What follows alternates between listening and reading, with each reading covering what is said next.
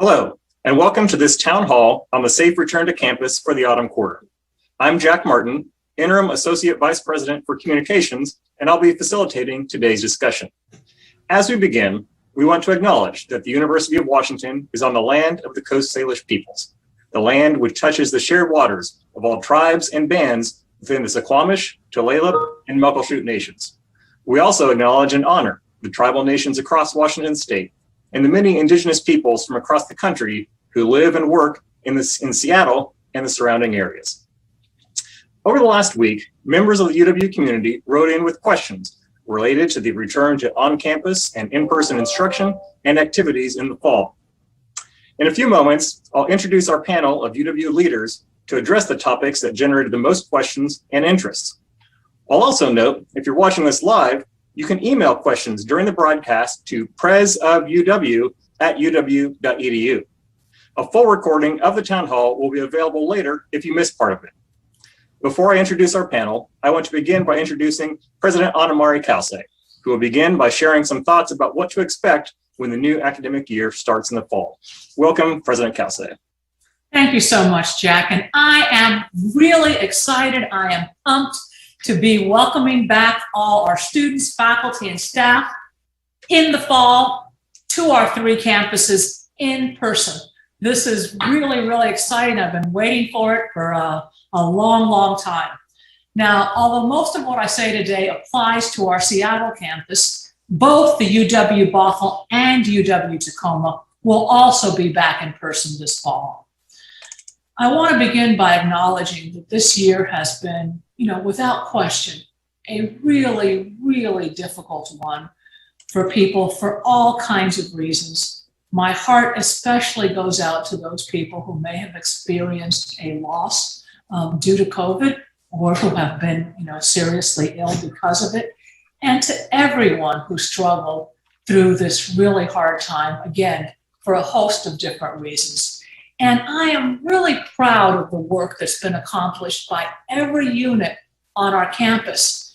And what I'm really looking forward to is taking those innovations and creativity that we've seen in this last year and moving it forward into the new year while we also get the advantages of being in an in-person community.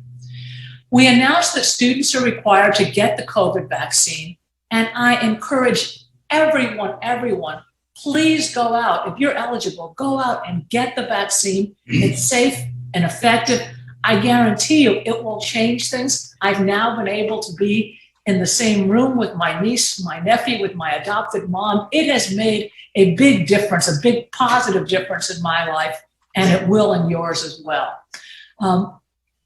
But just like last year was like no other year in history, next year will also be like no other year in history. Again, not like the pandemic year, but not like what came before either. We're going to create a new normal that combines all of what we've learned about safety, about learning, and about being together in a strong community. And again, we are going to create a new normal that will be better in many ways, I have no doubt. Safety is our first and most important consideration. It always has been, and it will continue to be. We have a good understanding of COVID now. We know how it spreads and what works to prevent the spread. And we have safe and effective vaccines in plentiful supply. And we're aiming for our community to be as fully vaccinated as possible.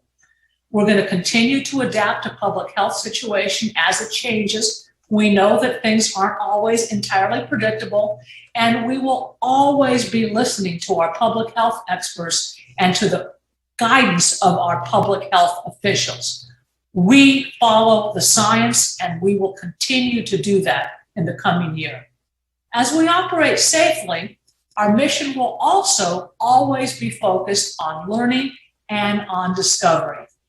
This is what we do best. It's at the heart of our public missions, and students are our focus. We're committed to ensuring that the magic that happens in the classroom continues, and our priority is what best enables our students to learn and discover using all the tools and innovations that are at our disposal.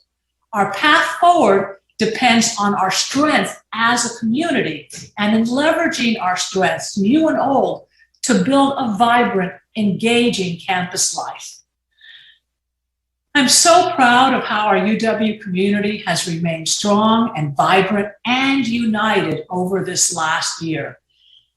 I'm excited to add in-person gatherings, hallway conversation, spontaneous meetups, shared experience. I'm so looking forward to looking out my window and seeing, Red Square be vibrant again. We have so much to look forward to, from rooting for our Huskies on the field, on the court, and there's a real thrill that comes with live events, performances at the meeting, just watching the world go by, as I said, from my window on Red Square. So looking forward to having you all back in person and to a really exciting fall quarter. Thank you, President Kelsey. We had almost 100 people send in questions for this town hall, and many of them asked whether there will be a vaccination requirement for faculty and staff similar to the one that was announced last week for students. Is the UW planning such a requirement for its employees? Okay, the truth is that, students went first because we wanted to make sure that students had the ability to get vaccinated. As we know, even though we've been primarily remote, we have students, first of all, in the dorms, and we have a lot of students in the university district. And we wanted to make sure that they had the opportunity and that they knew that it would be required so that they would take advantage of the opportunity to get vaccinated right near where they are, because again, vaccines are widely available here, and that may be harder for them to do when they go back to their home communities. Or to their home countries where vaccines may not be in the same kind of supply. Right now, we're doing our consultations with our faculty as well as with our staff, and we will be speaking with them and again, doing our consultations, and we will be announcing whether or not we will have a requirement very, very soon. Again, they are still very much in active consideration, but we wanted our students to come first so that they would have the opportunity before we know many of them will go someplace else over the summer. Great, thank you.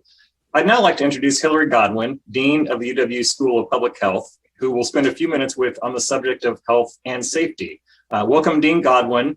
As we just heard from President Kelsey, the UW will be back to in-person learning and on-campus activities in the fall, and the safety of the community will continue to be a guiding principle. What are you and your fellow public health experts seeing in terms of the course of the pandemic, and what do you expect the fall to be like? Thanks, Jack. So my guess is that pretty much everyone is seeing in the news really heartbreaking stories from India, Brazil, and other countries that are really in the throes of the pandemic right now. And our hearts go out to our students and their families who are in those regions. We're really seeing a different story here locally in the Puget Sound region and in Washington State. So what we're seeing here locally is that we're seeing a downturn in the number of cases, hospitalizations, and deaths caused by COVID-19, and really great uptake of vaccine. So as of this week, 70% of King County residents who are 16 and older have received at least one dose of the COVID-19 vaccine, and 50% are fully vaccinated. We're also seeing really high demand for the vaccine amongst our UW faculty, staff, and students. And we are working closely with city and county officials, as well as our awesome UW medicine team, to ensure that vaccine is readily accessible, both for our own community, but also for vulnerable members of our surrounding community as well. So based on all that and the projections that we're going to have even more people vaccinated in the coming months, current projections suggest that COVID-19 cases, both locally and nationally in the United States, are going to continue to drop throughout the spring and summer. And by the summer, will have dropped substantially. And based on those projections, we are currently using a planning scenario that assumes that the UW will be able to operate safely at full capacity in person in the fall. So this scenario assumes that physical distancing and limited room occupancy requirements that we're currently operating under will be lifted. And it also assumes that the majority of the UW community will be vaccinated and that disease transmission levels will be low. Obviously, the health and well-being of our students, staff, and faculty is the #1 priority in our decision-making and planning efforts. We at the University of Washington operate under statewide COVID higher education guidance that's set by the governor's office. And we are anticipating that Governor Inslee will release updated guidance sometime in June, July, if not sooner. And of course, when that guidance is released, if the current distancing and limited occupancy requirements are not lifted, we will adapt accordingly as an institution. As always, our decisions will be made and informed by and aligned with public health guidance for our region. So what can all of you do in the meantime while we're waiting? First of all, please make plans to come back to campus in person in the fall. And you'll be hearing more about that from everyone else. The second thing is, please get vaccinated. All of our FDA authorized vaccines have been shown to be safe and effective. In addition, we have really good data at this point that suggests that all 3 of those FDA authorized vaccines do a really outstanding job of preventing severe disease, hospitalization, and death for all known variants of COVID-19. We've heard questions from some students, international students, about whether UW will accept vaccines that aren't authorized in the United States. And the answer is yes, if that vaccine is permitted by your home country. And of course, if you're an international student and for some reason you can't get vaccinated in your home country, a vaccine will be made available to you here in Washington on campus when you arrive. So what else can you do? Please encourage your friends and family to get vaccinated as well. We're really looking forward to having high population levels of immunity that will drive down transmission of this disease. And then 2 really important things for now and in the fall: continue to stay home if you're not feeling well. Wear a mask if you're indoors in public or on public transportation, even if you're fully vaccinated. And then finally, keep checking back with us as we update information about what's going on campus and in our surrounding community. Great, thank you. Dean Godwin, you mentioned the FDA authorization for these vaccines. A number of people wrote in with concerns about the vaccines being authorized under an emergency use authorization. What does that form of authorization mean in terms of vaccine safety?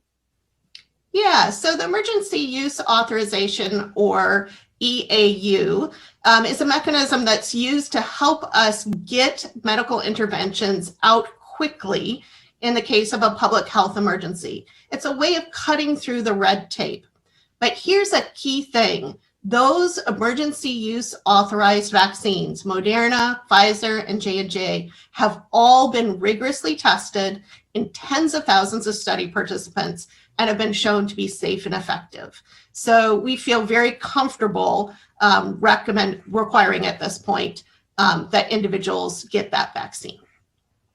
Thank you, Dean Godwin. It's now my pleasure to welcome the other members of our panel, Provost and Executive Vice President Mark Richards, Vice President for Student Life, Denzel Sweet, Vice Provost and Dean of Undergraduate Academic Affairs, Ed Taylor, and Dean of the Graduate School, Joy Williamson-Lott. Welcome to you all.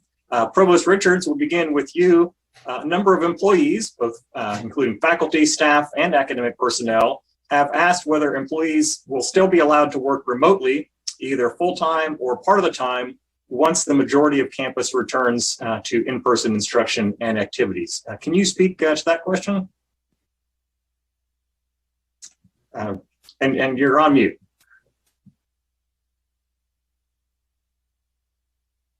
There we go. Sorry about that. Hazards of Zoom. Now I'm unmuted. Thank you, Jack. We hear this question a lot, understandable concerns from many people. And we have found that it's good to kind of unpack this type of question a little bit into what I would say 3 principles that govern our approach. President Kelsey has alluded to these already. First and foremost, safety. What does the science tell us about safety? Secondly, what is effective learning? Pedagogy, if you will. How do we maximize the value of the educational experience at the University of Washington? And thirdly, an emphasis on community. That is, we are an in-person university. We have a community. That community has great value inside and outside the classroom, and we miss it. We have been missing it. We've been through a very, very difficult year in which many of us have experienced tragedy. We have also, many of us come out of this feeling a bit traumatized, bewildered, confused, trepidation about going back at least toward that life that we had before. But I think that this emphasis on community is to remind ourselves that in fact we have something very valuable that may seem intangible at times, but is in very much the essence of what an in-person university is. So our first guiding light, if you will, is we will inform our decision-making through the science of what will keep us healthy as a university. So we're going to start with what's safe, and we're going to listen to the experts. And we have lots of experience after over a year of COVID-19. And we feel like, frankly, we've made good decisions for the most part. And we will hopefully continue to do so. We have every reason to believe that in-person learning will be safe come September of 2021. We realize that things might change, but we are aiming toward returning to a largely in-person experience at the University of Washington come this fall quarter. We are an in-person residential learning community, and to the extent that that's safe, that's what we aspire to be again. We do not at all discount the incredible advances that our faculty and staff have made in learning the tools of the technologies to support remote learning and new modalities of teaching. We will keep those and use them and exploit them to the best of our ability.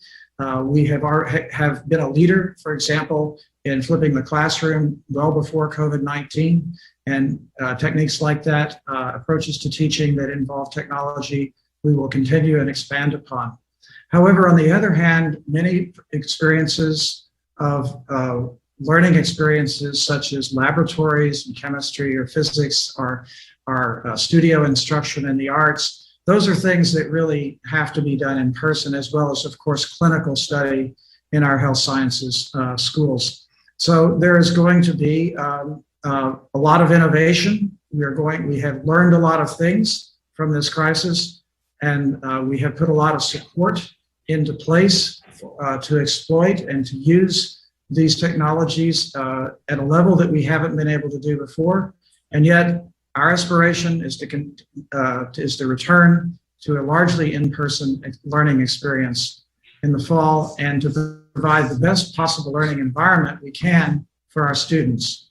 There are matters of equity and access with regard to our students. Obviously, some aspects of remote learning have provided greater access, such as we are strongly encouraging instructors to use lecture capture, for example, to enable some aspects of asynchronous learning going forward.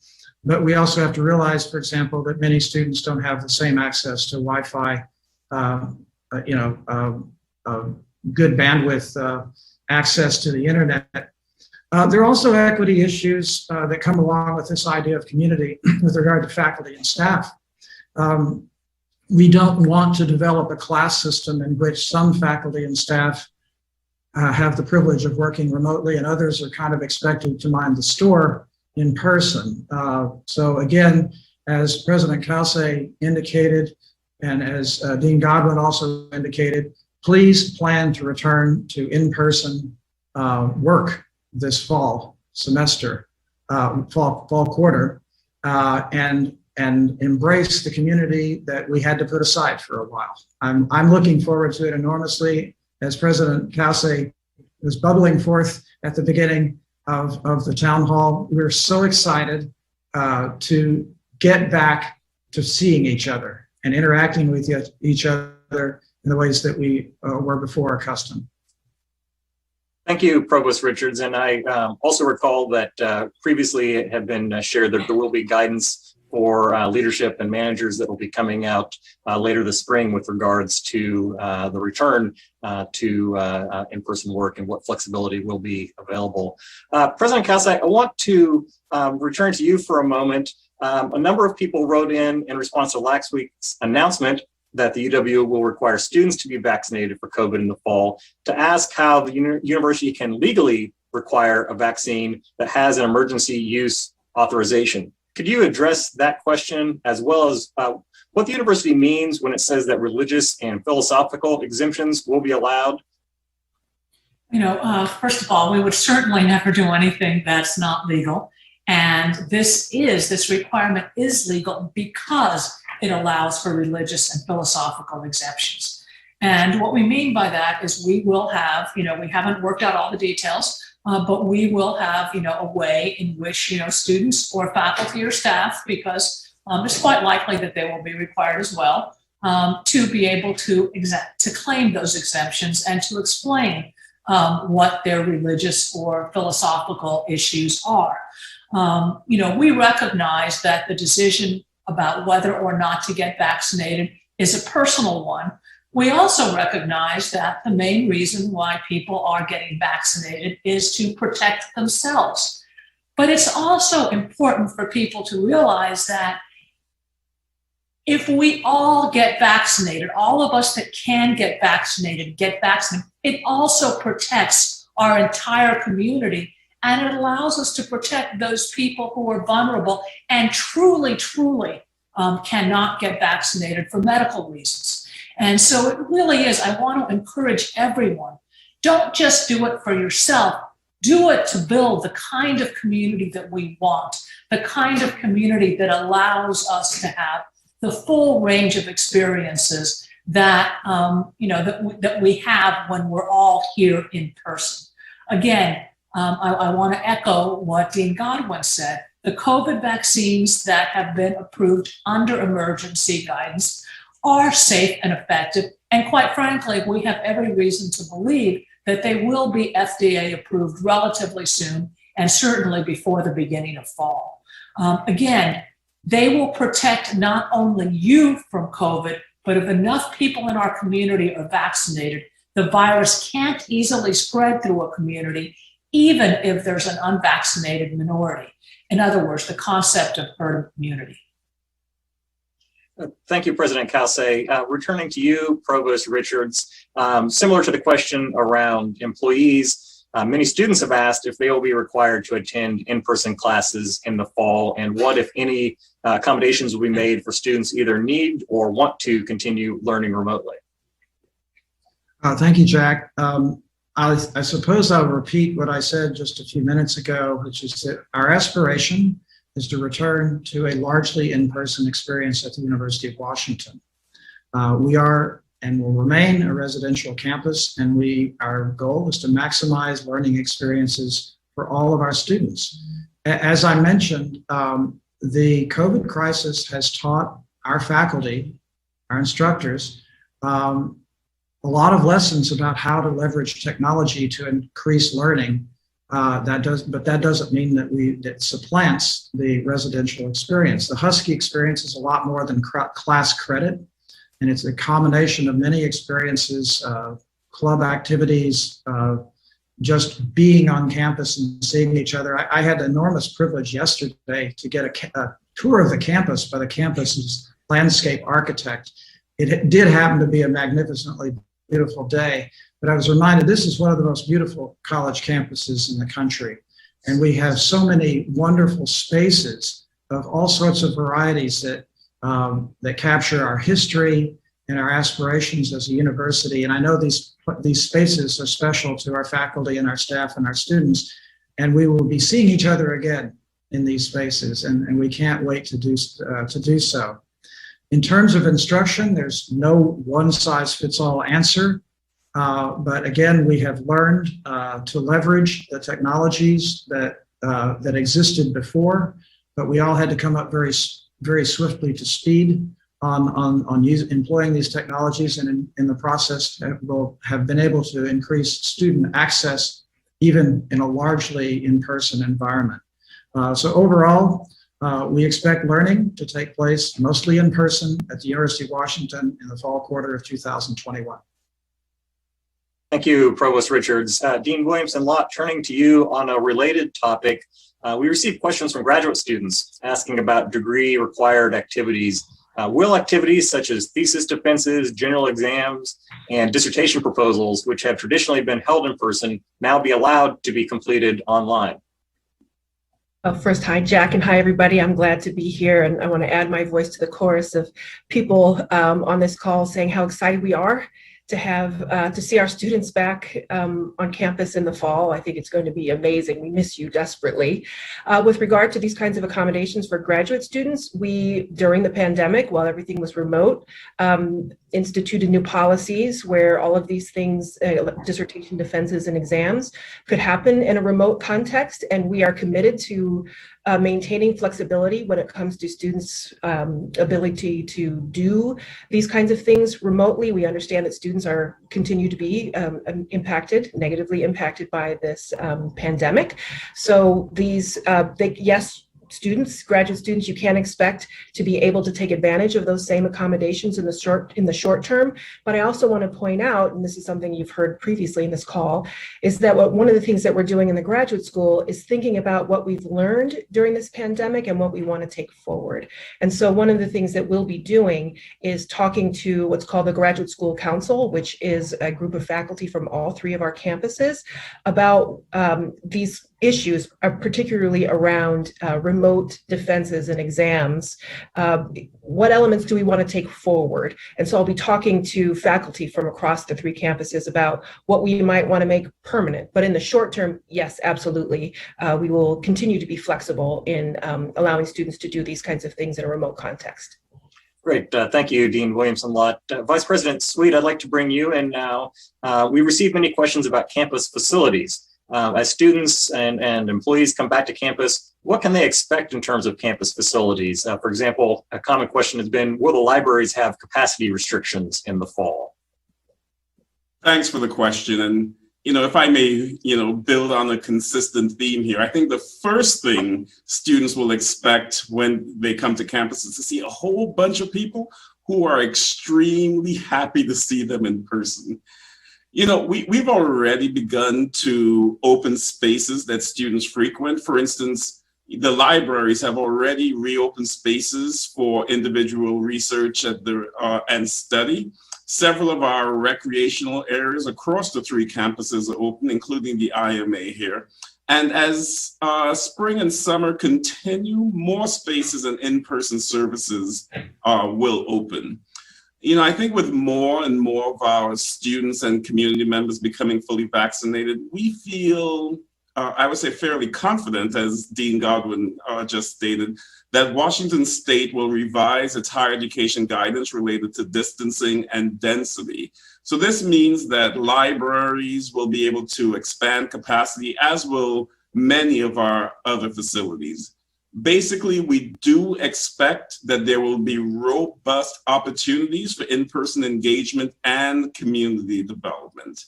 Of course, as with everything that we say today, this is all dependent on public health guidance. And Jack, if you would just indulge me for just a couple more seconds, I also want to note that we are deep in the planning stages related to our seniors and others who are finishing their degrees. For those of you who come to campus, you will see a vibrant set of UW-themed installations going up all over campus throughout the spring. And these will provide great photo opportunities for students and their families. For instance, Drumheller Fountain will be beaming a beautiful shade of husky purple. That'll happen at night, and it'll start, I would say, right at the beginning of June and continue for a couple of weeks. And you'll see other installations in Red Square, Rainier Vista, the Quad, and other places, all designed to honor our graduates and create special backdrops for graduate photo shoots. So please come to campus if you're in the area this spring. I think you will be both surprised and delighted. Great. Thank you, Vice President Sweet. Provost Richards, returning to you.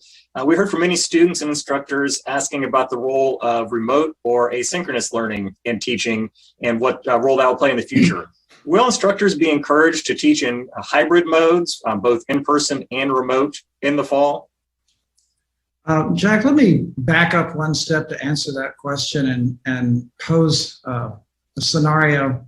I sometimes wonder what would have happened if President Kelsey had awoken one morning last year and decided that by executive order on 2 weeks' notice, all classes at the University of Washington would be taught remotely. You can imagine how that might have been received, and yet that's exactly what we did because of COVID-19. And looking back on that time, it's astonishing that we pulled it off. It's an incredible tribute to the creativity and innovation of our faculty that we have been able to create learning experiences that have maintained the university's momentum as a leading institution of higher education. And a lot of learning has taken place as a result of this experience. It's not something we wished for, but it's something that we responded to. And I really applaud our faculty for responding magnificently to this crisis and for many of them for the first time mastering technologies and modalities of teaching that they perhaps hadn't even really thought of before. So we've learned a lot. We have a lot of new tools. And yet, as is emphasized over and over and over again, we are going to return, if health guidelines allow, to being a mostly in-person university experience in the fall. But the things that we've learned will follow us. Hybrid teaching methodologies, lecture capture, more perhaps flipping of the classroom as we've gotten better. We have more technology-enabled classrooms to draw upon. But we trust our faculty and our instructors to be the best judges of when asynchronous learning and hybrid learning and various other techniques are the best pedagogies. And just as we trusted them to get us through this crisis under the most extreme of circumstances, we trust them now to bring us back in the fall, not the same as before, better than before, but still largely in person. So the new normal will hopefully be a better new normal. We've learned a lot. We all need to catch our breath, and we can't wait to see everyone back here in September. Thank you, Provost Richards. Following up a little bit on that, for classes that are being held in person, and this is a question we received both prior to the town hall and also has been emailed in, can you address what safety measures for ventilation and distancing we expect to be in place in classrooms and indoor campus facilities?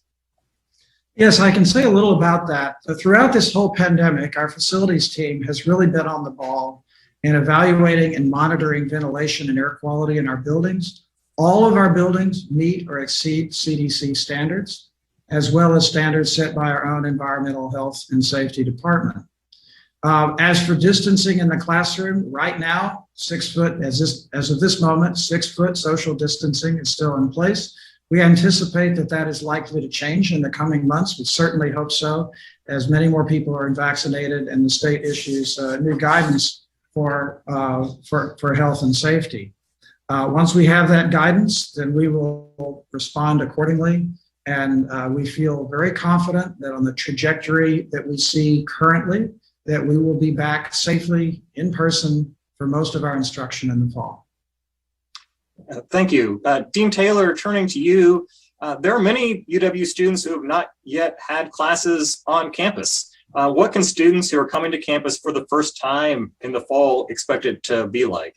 We've spent almost every waking moment thinking about this question and thinking about our students that are having this experience. I want to say what they can expect, and I want to say a little bit about why they can expect it.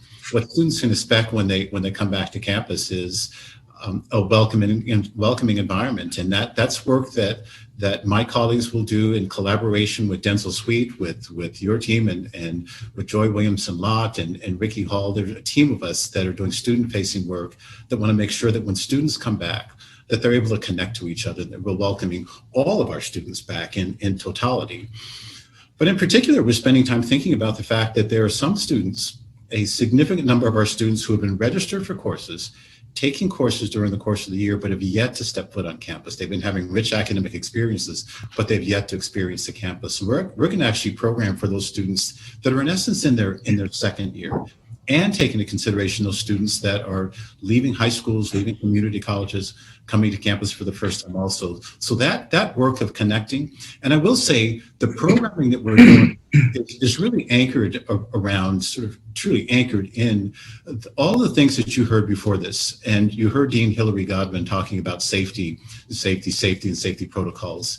And all of the work that we do is sort of grounded in that understanding. So just the joy of being at a public research university where we have colleagues in health sciences and public health who start with safety and that allow us to do all the programming that we're going to be doing. Let me give a couple of examples of the kinds of things that we're going to be doing. Dog days and welcome days, we're going to create an active environment where students come, and for students and faculty and staff, so when we step on campus that we feel a sense of excitement, again, anchored in a sense of safety. For students that need advising and academic support, we'll use multiple modalities. Students can actually see their advisor in person again, which will be great. They can actually pick up the phone and call their advisors, or they can do Zoom calls with their advisors. So we're going to be thinking about, what do students need? Most of our students will be coming back. That's what we want. Many of our students won't be able to. So we're going to actually do things and use modalities that we can accommodate the full range of students for us. Our hope is, and what students will find is that they'll be able to connect to each other. They'll be able to connect to this place, to this wonderful campus that Provost Richard just talked about, connect to their learning communities. And in addition to things we want them to do, we want them to feel certain things. And most importantly, at least my colleagues and staff who are doing a tremendous amount of work preparing the campus for them to come back, we want them to feel a sense of belonging. So there's that, feel a sense of safety and feel a sense of belonging. They can expect that. And why can they expect it? I will say this on behalf of the staff and our colleagues who are doing incredible amounts of work over the last year preparing campus. There's been incredible efforts of people just preparing our campus and thinking about student well-being and preparing our campus to receive students, so they can expect a really vibrant and wonderful atmosphere. Great, thank you, Dean Taylor. Sticking with you, well, we don't know yet what safety measures will be required in the fall. Masks indoors are certainly a possibility. If masks are required for in-person learning in the fall, how will classes such as ASL, drama, music, and other subjects that rely on facial visibility be taught? I got a glimpse of this, Jack. It's a good question. I got a glimpse of this because I've been able to teach during the course of the year. I taught a course virtually in the fall and taught an in-person class in the spring. And it was really a wonderful experience walking into classrooms with masks on and regular mask. I had a Husky mask on. Something that I'll say as a preface is I've known this all along, but it really highlighted itself that this year when I walked into the classroom. Teaching pedagogy is a communal act. So when we walk into classrooms now, I really did appreciate that those classrooms were cleaned and that people walked in and kept those classrooms well, that the technology worked in classrooms, that the sound worked, that it really is a communal act. So I was just really appreciative of the kind of effort that goes into teaching on this campus. Your question was about, and specifically about masks and accessibility. It's essential that classes and other activities remain accessible to everyone, including people with hearing loss, students learning a new language, students in classes where we need to see facial expressions or read lips. So we'll have clear masks that are available to faculty and to students, FDA approved transparent medical masks so that we can see each other and see each other while we're teaching and learning together. In those classes that generate aerosols, there are classes that involve singing and blowing instruments. There will be masks that will be specific to that to keep classrooms safe. In our Division of Arts, they've been creating instruction level COVID prevention plans that allow us to be able to blow horns and sing in classrooms and see each other smile. So again, creating a learning community where we can see each other and hear each other and see each other smile as well. Great, thank you. Vice President Sweet, as students prepare to come back to campus, can you talk about what efforts are being made to coordinate with Metro and other local transit agencies when the UW reopens in the fall, since there are and may still be restrictions on public transit capacity, or people may be afraid to use public transit? Yes, we know that many of our faculty, staff, and students take public transportation to campus. And in fact, We have an additional light rail station that'll be opening in the next few weeks or months at the UW Tower. Do know that our Transportation Services Department has been coordinating with King County and other transit agency partners frequently throughout this pandemic. In fact, we met recently to address ridership needs of individuals who are currently on campus and to prepare for more students and employees to return. Transportation Services also did an assessment of students, staff, and faculty to gauge anticipated commute behavior once people return to campus. And of course, we shared that information with our transit agency partners. Right now, we know that Metro is operating right around, I would say, 85% of service levels. In the fall, service levels will continue to increase, and what they term the all-day routes, they'll be returning to 100% of pre-COVID levels. Other routes will increase capacity as regions open up.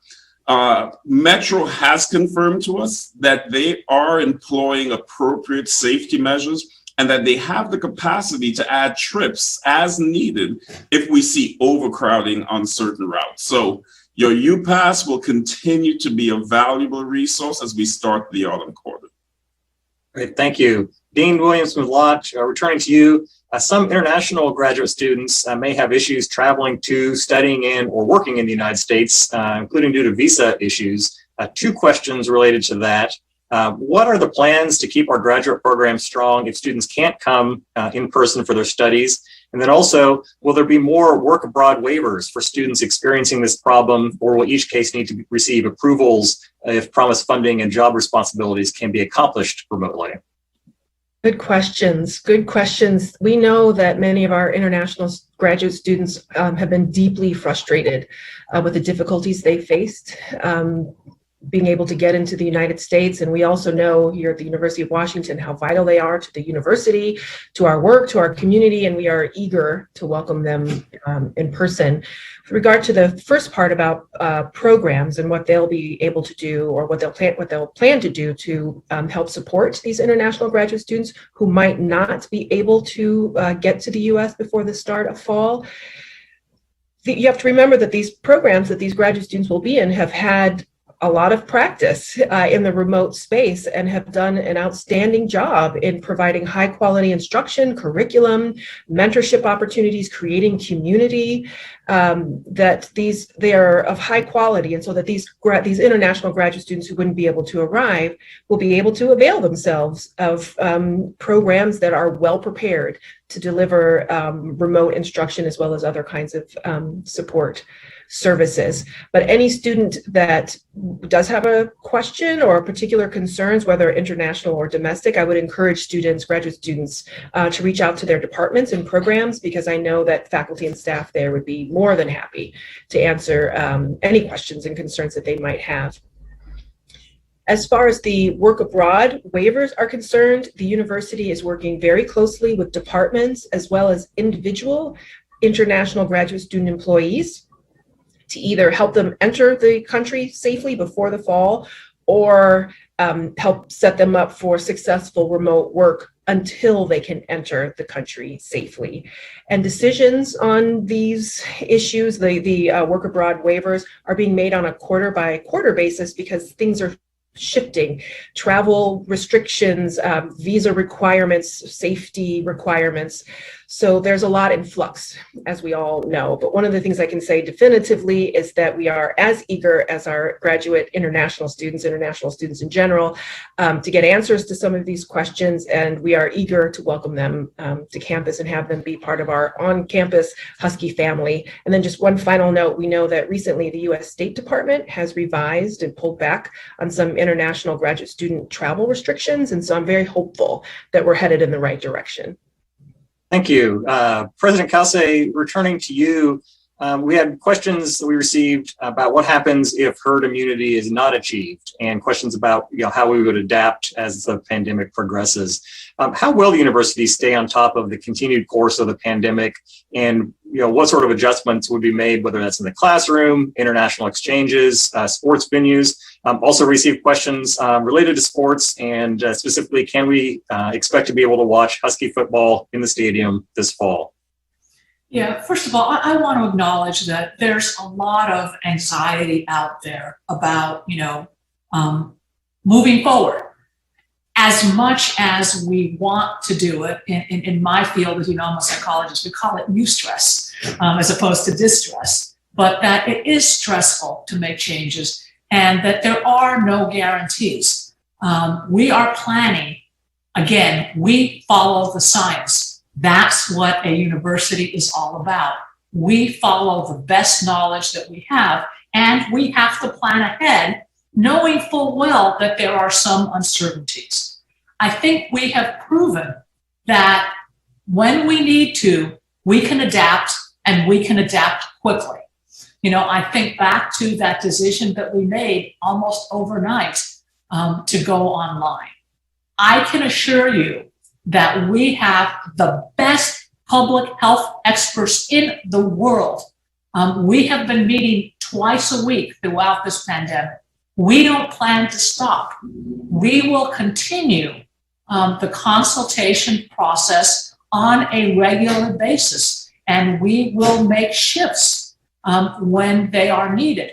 Right now, we heard from Dean Godwin, the science takes us to a place where we should and need to be planning and are planning for being back in person, because that's where we expect to be. We have every reason to expect that we will be at herd immunity. Everything suggests that, requirement or not, our faculty, students, and staff want to be vaccinated. They want to get back to a more normal life. And so we are planning with those things in mind. Again, if there are, if the science takes us in a different direction, we are prepared to make the shifts that are necessary. I wish I could give people guarantees. I can't. But the one thing that I can guarantee them is that safety will come first. And there is no question about it. I also want to acknowledge that when we come back in the fall, as excited as we are to be in person, that everyone is going to need a heightened degree of support.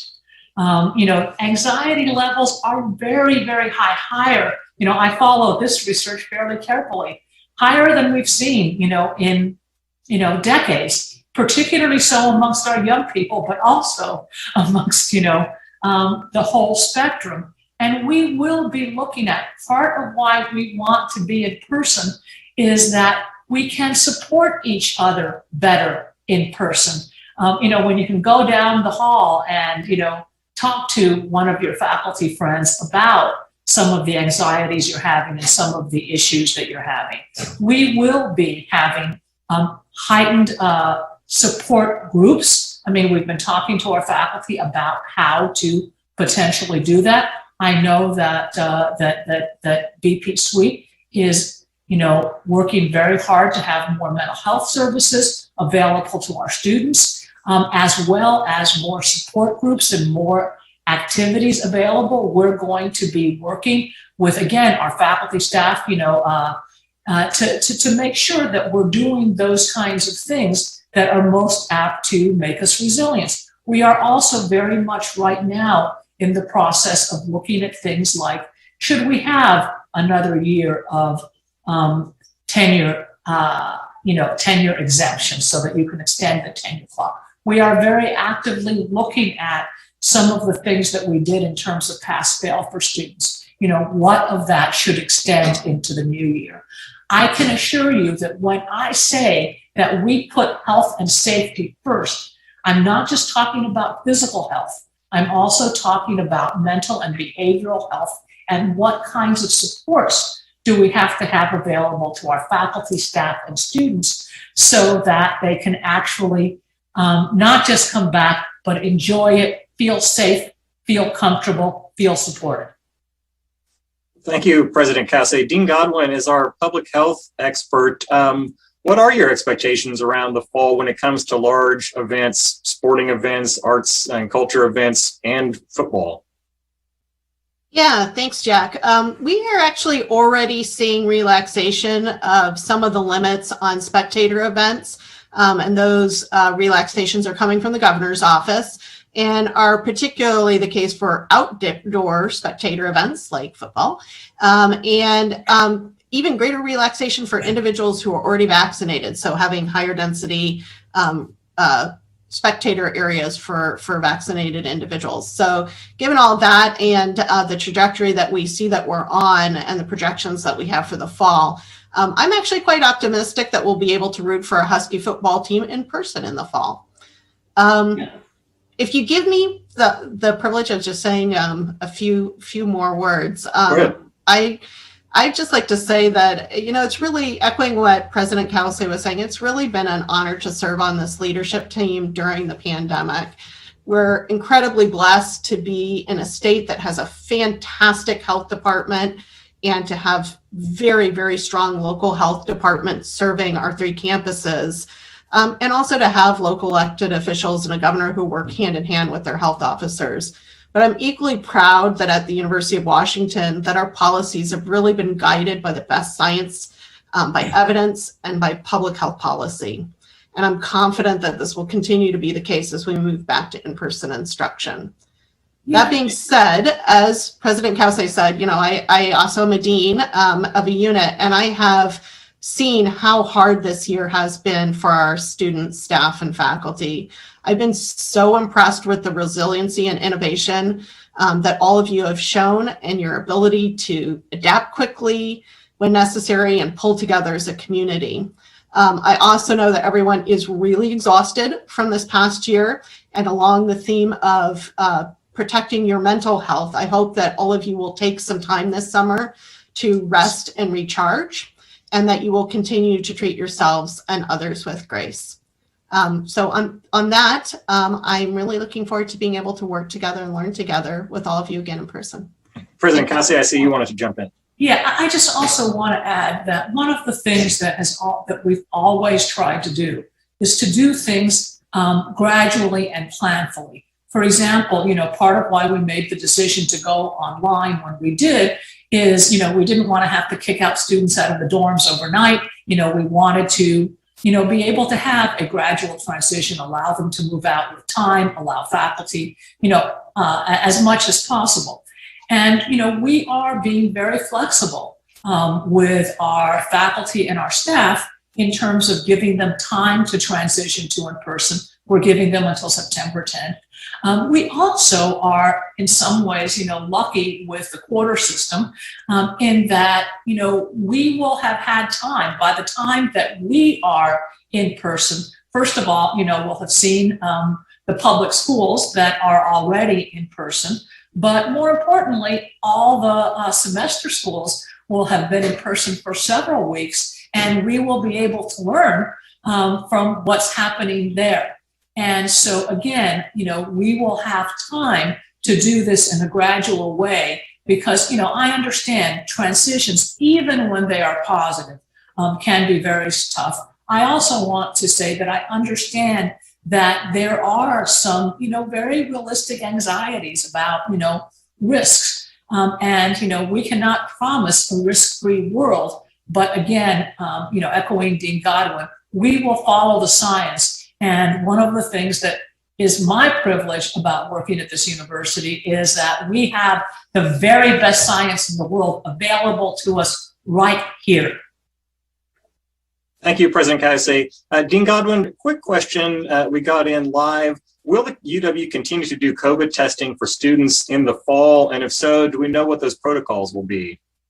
Yeah, great question. So we've been super fortunate at UW to have our own Husky coronavirus testing program that's been run by the world-renowned Seattle Flu Study. And the plan is to continue having them perform testing and have that freely available to our campus community as we return. Obviously, the exact protocols are going to depend upon what the state of the pandemic is and what other respiratory pathogens are circulating in the fall. But people can rest assured that surveillance will be there. Great, thank you. Provost Richards, I want to return to you on the topic of guidance for instructors. We've received a number of questions about how instructors can prepare for return to the classroom and to in-person teaching, as well as how they can integrate technology tools and advances from the past year. Can you talk a little bit about what guidance and resources will be available to instructors? You need to unmute first.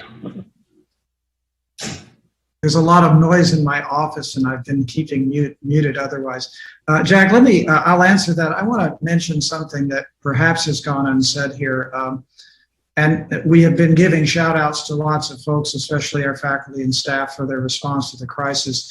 I want to give a shout out to UW Medicine and School of Medicine, the tens of thousands of workers in UW Medicine that came to work through this entire pandemic and cared for patients despite clearly circumstances where people did feel at risk and in danger.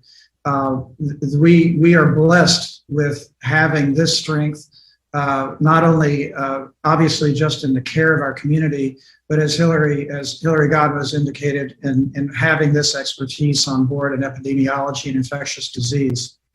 To get back to your question, we have a lot of help in place for faculty and instructors who are going back to teaching in person, but also carrying forward with them new technologies and methodologies for teaching. Our Center for Teaching and Learning has lots to offer, and they're developing effectively a guide or a guidebook for instructors as they return to largely in-person instruction in the fall. And this guide is going to be posted online quite soon.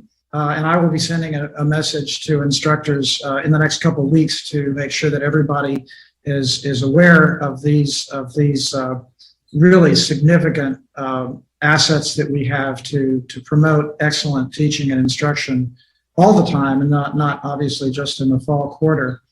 We have been in the process of upgrading technology in our general assignment classrooms. We accelerated that to some extent, to the extent we were able during COVID-19. We provided loaner laptops to students. We've got Panopto lecture capture in more of our classrooms. And in fact, we've done well enough there that I guess I'm proud to say that so far that the availability of this technology has exceeded demand. But as we've indicated before, President Kelsey and I have urged all instructors to avail themselves of the many possibilities of lecture capture, flipping the classroom, et cetera, and having this really first-class technology from Panopto more generally available is going to be a big help. Again, we trust our faculty to employ the best approaches to teaching in the fall, and look forward to welcoming our whole community back to in-person instruction and learning at University of Washington in the fall. Thank you, Provost Richards. We are coming up on the hour, so this will be our last question. It'll be for you, President Kelsey. We've received questions asking whether members of the community can ask students or colleagues about their vaccination status or set requirements about allowing unvaccinated people into certain spaces. Can you address that? Yes, I think it's important to be clear that, we believe in that it's important to be, health information is private information. And I know that some people will be sharing their health status. Many of us posted pictures of ourselves being vaccinated, I amongst them. And if you want to share that, that's certainly fine. But it's not appropriate to ask someone about their vaccination status. Again, what we are aiming for is for as many people as possible to get vaccinated, and that ends up giving protection to our entire community, including that small number of people who cannot be vaccinated for good reasons. And so we should not be asking people about their vaccination status. Thank you. But having said that, please everyone remember right now Vaccines are readily available. We've had pop-ups around campus. We will have more of them. This is the time to get vaccinated. You're doing it for yourself. I can guarantee you it will give you an incredible sense of relief, and it will allow you to have a richer summer experience. But just as importantly, it will help protect our entire community and allow us to go back to those community building experiences that give us the support we need as we make another difficult transition. So please go out, get vaccinated, start preparing for an in-person fall, and both in the classroom, on campus, and in Husky Stadium. We have a brand new coach that we haven't had the experience of watching in person, and go Dogs. Thank you, President Cauce. And that is all the time we have for today. Thank you to all of our panelists, and thank you to you for watching, especially those of you who submitted a question. If you missed part of the broadcast, you can watch a replay at uw.edu/president/townhall. Additionally, you can find information about the university's response to the coronavirus and our plans for the fall at uw.edu/coronavirus. Also there, you'll find information on where to get vaccinated, including at UW Medicine, which offers 4 walk-in clinics or vaccinations by appointment. One of those clinics is at UW Medical Center Montlake on the south side of the Seattle campus. We also will post details on vaccine pop-ups, and you can get links to vaccination opportunities in your area if you're outside of the Seattle region.